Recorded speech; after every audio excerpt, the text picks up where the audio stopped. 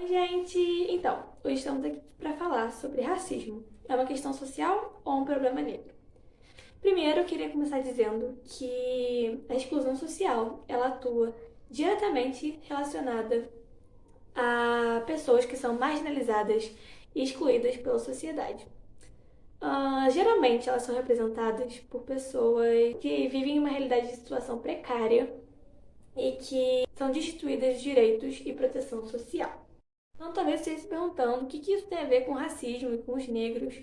E eu te digo que a população negra, ela tem uma exclusão social porque no período colonial, os negros tinham uma mão de obra que era a escravidão.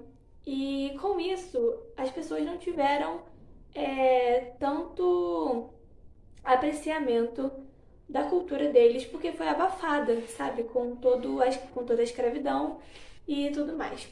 E era um sistema que obrigava a exercer um trabalho forçado e constrangido. Então é necessário que a gente enfrente esse preconceito para que a gente tenha uma sociedade verdadeiramente referência, equânime e justa. Essa questão de racismo e preconceito é um tabu na nossa sociedade, porque, se você perguntar, ninguém é preconceituoso, ninguém é racista, mas se você perguntar também, vai dizer que já conheceu ou conhece alguém que foi vítima do preconceito, ou às vezes não conhece, mas já viu na rua. E isso é extremamente contraditório, já que a nossa sociedade diz que é livre de todo preconceito racial, não existe racismo ou não é racista. Racismo no Brasil. Todo mundo sabe que existe, mas ninguém acha que é racista. Essa frase foi dita por, desculpa se eu estou falando errado, pela Djamila Ribeiro. Estudiosos de desigualdade racial afirmam que, para que a luta contra a discriminação racial tenha resultados significantes, resultados conscientes, é preciso um passo que nós brasileiros ainda não demos, que é assumir que somos racistas sim, seja como indivíduo ou seja como sociedade. Parte do princípio que questão social é um conjunto de expressões que define as desigualdades da sociedade. A questão social, cuja gênese é o conflito capital-trabalho, possui múltiplas expressões, como pobreza, desemprego, violência, discriminação da etnia, de gênero, raça, orientação sexual, trabalho precário, dificuldade de acesso à educação, a dificuldade de acesso ao trabalho, falta de moradia, violação dos direitos das crianças, e por aí vai. Então, tudo isso é uma questão social, são questões sociais. Mas falando em relação ao racismo, nós já vivemos 3 fases deles. A primeira, que foi praticada, a primeira prática do racismo foi do Estado, que foi lá durante a escravidão e também mesmo depois da abolição dela, né? Mas era quando essa discriminação e essa violência eram legítimas por lei. Então, você pensar ou tratar os negros como mercadorias, ou até mesmo falarem que religiões afro era caso de polícia, enquadra-se nessa etapa de relações raciais brasileiras. Mas então, se foi há muito tempo atrás, a gente pode falar que isso foi uma fase superada? No geral, sim. Só que ainda teve muitos traumáticos resquícios dessa época que ainda tem consequências hoje em dia, que acabou não desencadeando, mas acabou ficando umas coisas hoje em dia. Não dá pra entender, mas, por exemplo, a violência policial contra comunidades que são majoritariamente negras. Isso é das consequências, digamos assim.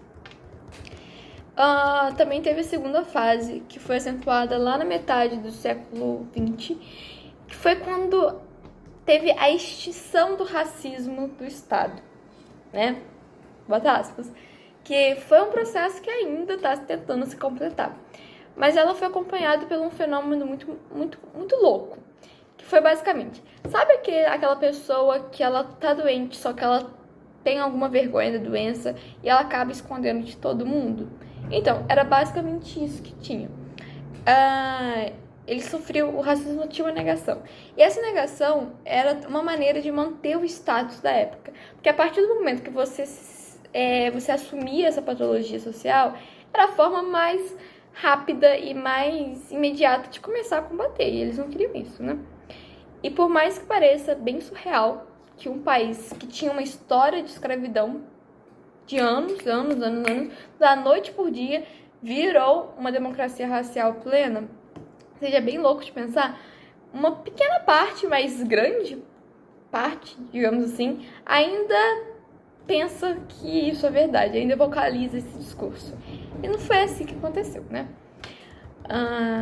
E também temos a terceira fase, que foi lá nos anos 60, que quando teve o reconhecimento do racismo aqui no Brasil.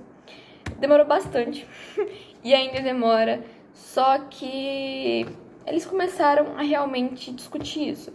Mas essa discussão da opinião pública, né, que foi quando a opinião pública falou sem constrangimento, quebrou o silêncio, começou a falar, foi lá nos anos 90, não foi nos anos 60. Isso por quê? Nos anos 60, 70 e 80, a questão social, ela ganhou espaço, ela ganhou academia, organizações sociais, essas coisas, mas não era o público, sabe? Não era uma opinião pública. Mas lá nos anos 90, né, que foram falados.